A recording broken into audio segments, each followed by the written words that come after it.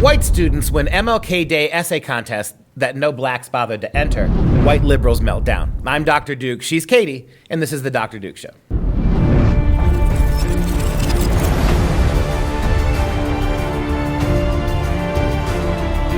Hello, everyone, and welcome to the Dr. Duke Show, the program that keeps you educated on the craziness impacting K-12 classrooms and college campuses around the world. Today, we discuss the classics and how they are changing in the name of diversity. Plus, the New York Public Library releases its top 10 books checked out in the last 125 years. But we start at the University of Montana, where outrage is everywhere after a group of white students win a Martin Luther King essay contest, again in Montana.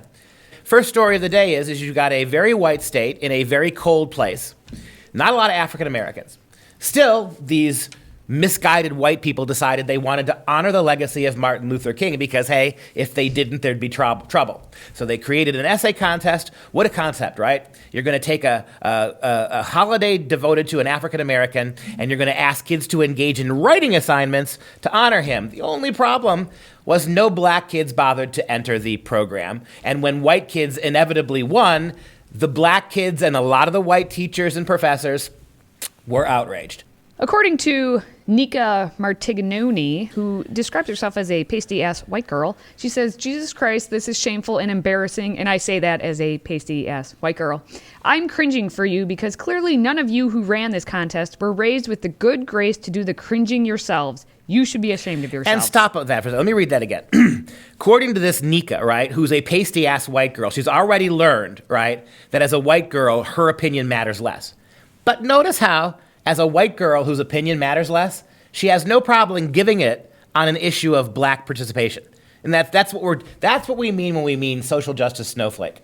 On the one hand, you apologize for your whiteness, and once you apologize for your whiteness, you get to lecture other people, white and black, about their lack of racial bona fides. Again, Nikki said, "I may be just a pasty-ass white girl, but I'm cringing for you," she says, "because none of you who ran this contest were raised with the good graces to do the cringing yourself." So in other words, because you created an essay contest to honor Martin Luther King Jr. in a primarily white state, your upbringing is racist.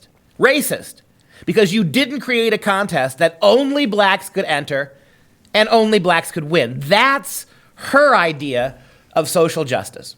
And what happened is, so the four winners of this contest were white, but it's not that they're just the winners. They were also just the ones who participated. There were no black students who entered the contest at all. So who were they supposed to choose amongst other than those who entered? What they should have done, according to the logic of progressive leftists like Nika, is they should have found a black kid or even an old black guy on the street, dragged him in, and given him the award. Well, because simply being black gives you more authority.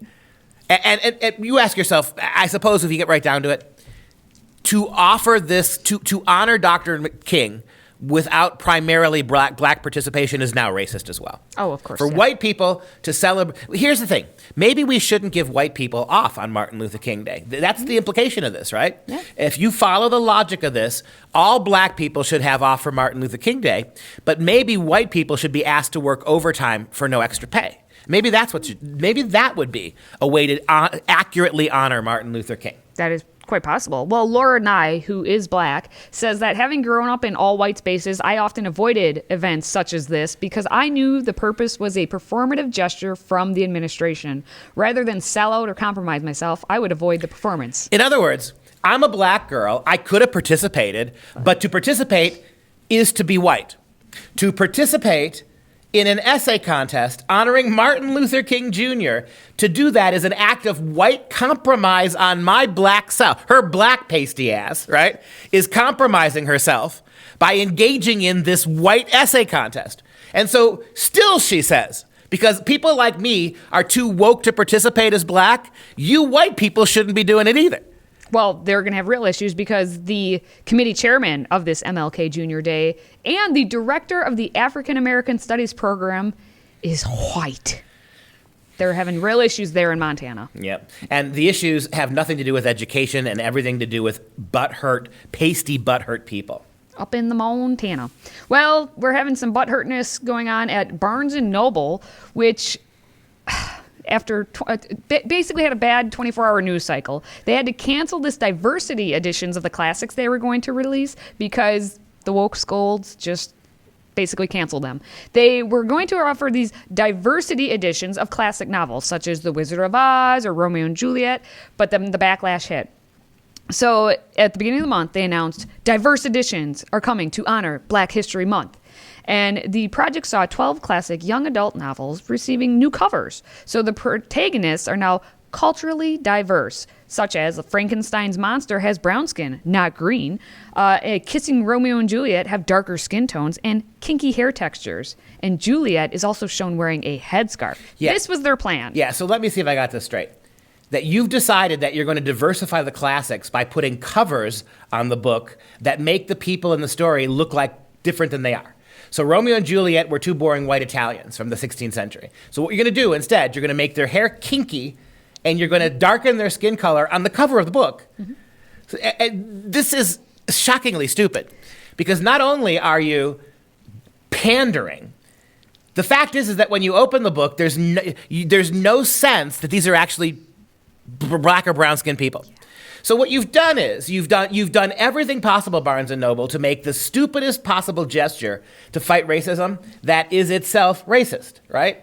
So what you're basically saying is the words of the book you're not going to change. If you're going to do this, if you're going to change the covers, then you got to go through and you got to add things to the language of the book to make the cover change plausible. But you know you can't do that because that would be a huge no-no. You would be desecrating the work of somebody else for your racial bona fides. So you took the cheesiest way out. And how does turning the Frankenstein monster, the monster who just throws a little kid in the water and drowns him, the killing monster, how does turning him from green to black or brown skinned, how necessarily does that promote racial harmony? It doesn't at all.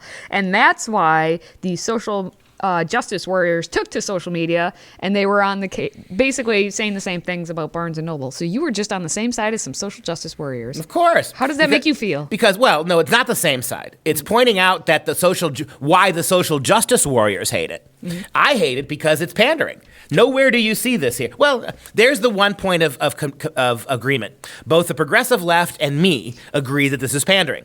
The progressive left has no problem with pandering if you do it the right way. And the right way is to stop selling the classics and start promoting every third-rate hack black novel to the level of Frankenstein and make kids buy that and read that instead. The only thing we have in common is that we both recognize pandering when we see it. I want none of it. They want a lot more of it. It's happening. Yeah, so what happened within 24 hours, Barnes & Noble had to say, we acknowledge the voices who have expressed concerns about the Diverse Editions project at our Barnes & Noble Fifth Avenue store and have decided to suspend the initiative. The covers are not a substitute for black voices or writers of color whose work and voices deserve to be heard. The booksellers who championed this initiative did so convinced it would help drive engagement with these classic titles. They just wanted, obviously, to make more sales and failed miserably. The same old crappy white book with a different cover. Exactly. You can't judge a book by the cover, and that's exactly what the seller of books, Barnes & Noble, thought you could get away with. I love this one. In the Wizard of Oz diverse edition, there are 7 different covers. So you could get a black Dorothy or an Asian Dorothy, right? Collect all the Dorothys. Exactly. Collect the Dorothy. Don't bother to read the book. Just collect the Dorothys.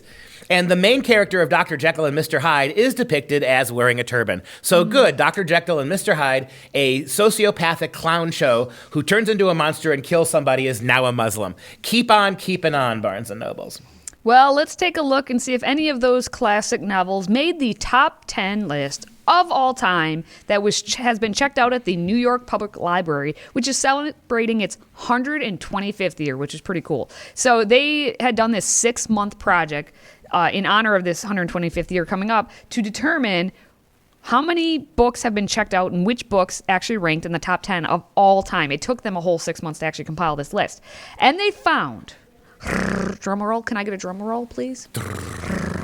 The number one book is a children's book by Ezra Jack Keats. It's called The Snow Day, and it's been checked out 485,583 times, at least through June of 2019. They said the Anthony W. Marks, who's the president of the New York Public Library, said, it's even more amazing that the top-ranked book is a book that has that element of diversity. Yeah, and I got to tell you, I so utterly don't care about this story. Because, okay, look at the top 10 list, right? Primarily what you would expect, typical white people books, right? To Kill a Mockingbird, 1984, Where the Wild Things Are, Cat in the Hat. And so it just so happens, for whatever reason, whatever quirk of fortune, a kid's book featuring a minority character tops the number one spot. Now, this is utterly unremarkable, except the fact that it made news, because everything that has to do with race has to be some kind of a statement, right? And where you and I might be inclined to say, well, see, this is good news, right? For all the carping and whining about progressives that there's not enough minority representation, you've got this. But then let me play Joe Buzzkill, because you look at the remaining 9 titles, you see a shocking lack of diversity. And if you take the top 9 titles that aren't number one and you add all those views together, that radically overshadows the people who actually read The Snowy Day. You are a buzzkill. I would like to say I was excited to see 1984 on there.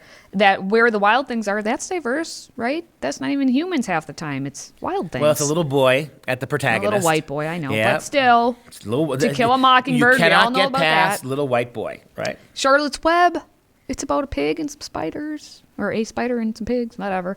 Fahrenheit 451 you saw was on that, and it says book burning, so that's always a fun one to have on there.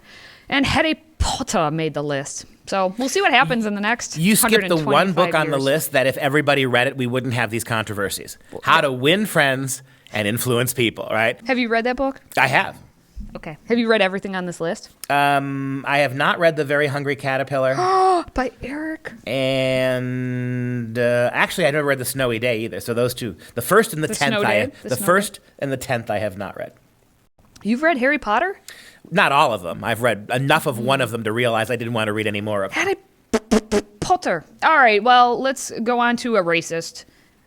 The one and only William seems to be our Shakespeare, theme, doesn't it? apparently. The But classics- it's literature. The classics are being racist. declassified. All right, let's talk about a journalist who's out of a job. So you have one of Britain's most beloved TV commentators, news guys, and a very erudite guy in his British way. One of Britain's most popular and respected newsreaders has been fired after using on Twitter a Shakespearean quotation that a black activist complained was racist. Now, this is dear to my heart because Alastair Stewart, what a great English name, Alastair Stewart quoted Measure for Measure. And I think Katie can attest to the fact that whenever I teach Shakespeare, the very first play I teach is Measure for Measure. And it's a play about God and religion and sex and limits and boundaries. It has absolutely nothing to do with black people. And there is one great quote where a character is trying to talk about Christian forgiveness, and he uses the character the word ape. Here's the actual quote. But man, proud man, dressed in a little brief authority, most ignorant of what he's most assured, his glassy essence like an angry ape, plays such fantastic tricks before high heaven as makes the angels weep. It's all about human beings who, despite all the gifts we've been given by God, continue to mock the parameters of God and love and faith. In other words, to the angels, human beings look like apes, right? Because of our ingratitude and our foolishness. And so Alastair, as a way of kind of calling out this minority person who was sniping at him, threw that comment out there about forgiveness and redemption, and the little whiny, what's the word I should use? I don't know. Don't be called a racist. The little whiny biatch actually accused Alastair of being racist without understanding any of the Shakespearean context, and they fired him for it. Of course. So all that person saw was angry ape and just got angry about it and claimed that Stewart's tweet was racist and basically, as they always do, tried to cancel culture him, and that's the woke left agreed with it. Most people, though, have seen this as being a massive overreaction, which it completely is. And so I guess we're going to have to see what actually happens with Mr. Stewart. Well, I think the BBC's made their choice, and the BBC is not an organization that's going to ever back down. They never do. I would simply say this is endemic, though. This is you want to know in a microcosm how we're reading books in high schools and colleges. This is it. You're not reading those books to try to understand actually what someone's saying, because it's just possible that 400 years ago, words didn't mean the same thing then that they did now. It's possible that 400 years ago, innocent turns of phrase. I mean, to this day, in modern English vernacular, a cigarette's called a fag, It is true. Right? It's absolutely true. I'm surprised the BBC has not waged war on that. Well, it's the ITN that it was what Stewart Right. was. The ITN is the second largest news organization after the BBC, and we already know how the BBC acts. So I should have clarified that the ITN is striving to be just like the BBC in its intolerance. But again, this is a 400-year-old Shakespeare play that if you took the time to try to understand any aspect of what Shakespeare was saying, you would realize that this is a complete overreaction from a minority who can't read, or probably can't read or won't read, and is using it against somebody to get them canceled for no other reason than he took offense at it. I go back to this again. In British vernacular, if you're going to use the word fag, why wouldn't you have the same kind of crusade in England? Because, hey, the sensitivity of progressives, that word's hateful over here, even though it has a neutral meaning over there. See, but the British are okay with that. We're not going to change our standards for you Yanks. So, okay, fine, don't. But then you're going to go 400 years back in the past and allow somebody to get canceled on the grounds. This again shows the hypocrisy and the lack of critical thinking in progressive circles. And the fact that it's happening in William Shakespeare's home country is just I'm trying to think of another term.